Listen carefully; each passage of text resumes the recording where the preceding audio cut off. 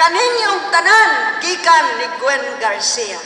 Salamat, salamat, salamat.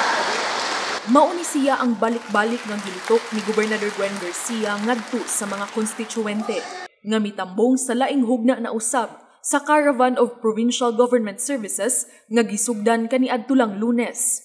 Mao kini ang ikaduhang tuig sa caravan ug karong buwana gipahigayon na ang ikaduhang hugna alang sa karong tuiga o second quarter.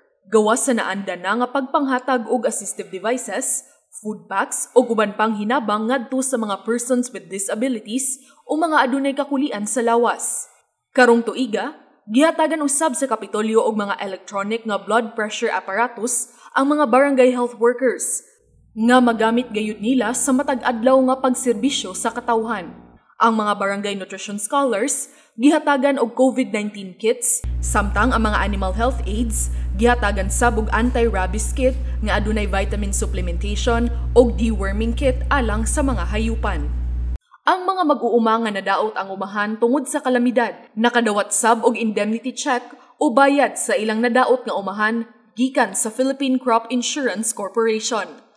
Sa mga caravan karong tuiga, aduna nay mga napuno nga mga serbisyo sama sa gitanyag nga medical check-up ug aduna pay libre nga tambal. Libreng diagnostic examination sama sa X-ray, ECG ug sugar test. Libre nga eye check-up ug aduna pagyoy libre nga antipara. Karong buwana, giapil na usab ang pamakuna batok sa COVID-19. Sa mga mag-uuma, nakadawat pud sila og mga open pollinated coconut seedlings nga gikan sa Philippine Coconut Authority. Kini gi-confiscate ni sa customs kay ipagawas unta ni nasod kapin 800,000 ka mga lubi misdeclared, dili mao ang gisulti, di man bawal man ang pagpagawas sa lubi. Gidakop sa customs, niingon ang Department of Agriculture, Gwen, pangayuan na sa Philippine Coconut Authority. Timing kayo kay pwede gubaa sa nga pila ka punuan nga angin ni antong Typhoon Odette. So gihatag ni sa Philippine Coconut Authority nato